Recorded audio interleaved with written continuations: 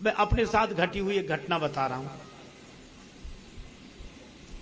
उधर की है, एक गांव में जाने का अवसर मिला, बहुत पुरानी बात है। तो वहां एक संत जी मिल गए हमें, तो रात्रि में हमें और उनको एक गांव में एक साथ रहने का अवसर मिला। सज्जन थे, व्यवहार बड़ा अच्छा था। सवेरे सवेरे स्नान आदि नित्य नियम करके वो बैठे, हम भी बैठे।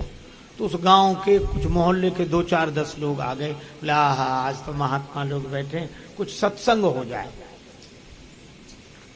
तो उन्होंने हमसे कहा आप कुछ कहो। तो हमने कहा महाराज आप ही बोली, हम भी सुन लेंगे। सद्भाव से कहा, हमें ये कल्पना ही नहीं थी कि क्या बोलेंगे। अब सत्संग शुरू हुआ, सुनो। वो बोले राम कृष्ण शिव दुर्गा गणेश, ये कोई भगवान नहीं।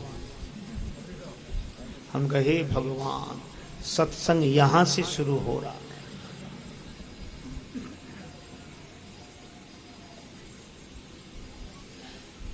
अब वो लोग बोले अरे कैसी बात करते हो, हम तो इन्हीं को भगवान मानते और हमारे पुरखे मानते चले आए, हमारे इतिहास में वर्णन है।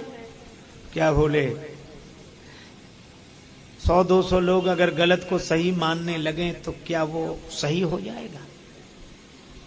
गलती तो पीढ़ियों से भी हो सकती। वो बोले कि नहीं भाई, भगवान तो हैं ये, ईश्वर तो हैं ये। तो अब वो बोले अच्छा ये बताओ ईश्वर एक है क्या? नहीं। भगवान एक है या कई? तब ये तो हर कोई कह देगा कि ईश्वर तो एक है, एक है। अब उन्होंने कहा आंख बंद करो, तो लोगों ने आंख बंद कर ली। बोले देखो घोड़ा, ध्यान में देखो। बोले हाँ दिख रहा है। अच्छा देखो हाथी, हाँ दिख रहा। एक जैसी शक्ल दिख रही है सबको? हाँ एक जैसी। हाथी तो एक जैसे ही दिखे, घोड़ा एक जैसे ही दिखे, गाय भैंस ऊंट गधा जो देखो एक ही जैसा दिखेगा, क्योंकि एक ही तरह का होता है, तो एक दिखेगा। अब बोले देखो, आंख बंद करो। हाँ। बोले देखो भगवान, तो अलग अलग दिख रहे हैं कि एक दिख रहे हैं? अब अलग अलग दिखेंगे, किसी को मुरली वाले, किसी को धनुष वाले, किसी को त्रिशूल वाले, किसी को ऐसे वाले, किसी को ऐसे। बोले ये अलग अलग दिख रहे हैं, सूंड वाले, तलवार वाली माता। तो बोले अलग अलग दिख रहे हैं? बोले हाँ। तो बोले ईश्वर एक है क्या? अनेक? बोले है तो एक। बोले फिर ये अलग अलग क्यों दिख रहे हैं? इसका मतलब ये कोई ईश्वर नहीं है, कोई भगवान नहीं है, क्योंकि वो एक है।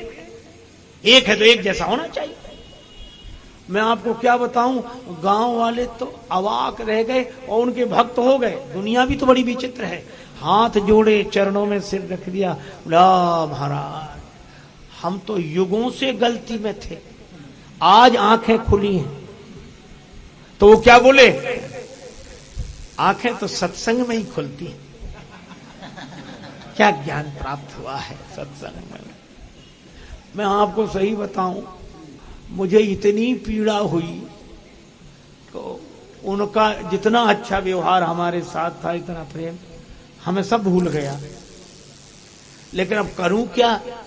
तो अब वो गांव वाले भी कहेंगे हाँ ये है सत्संग। तो हमने उनसे कहा कि महाराज आपने इनसे इतने सवाल पूछे, एक हम पूछ लें? बोले पूछो। तो हमने उन गांव वालों से कहा करो आंख बंद। बोले हाँ। हमने कहा महाराज की शैली में ही हम बात करेंगे। बोले हाँ बोलो। हमने कहा देखो घोड़ा एक जैसा दिख रहा, बोले एक सी शक्ल दिख रही। देखो हाथी, बोले हाँ एक जैसा दिख रहा। अब ऐसे ही गधा घोड़ा ऊंट सब एक जैसे दिख रहे। हाँ। हमने आंख बंद किए रहे ना? बोले हाँ। हमने कहा देखो बाप, बाप देखो एक ही दिख रहा है कि अलग अलग दिख रहे हैं? बोले बाप अब अलग अलग दिखेंगे? बोले अलग अलग दिख रहे हैं। हम अलग अलग दिख रहे हैं, जो बताओ बाप एक होता है कि कई होते हैं? बोले बाप तो एक ही होता, हम फिर अलग अलग क्यों दिख रहे हैं?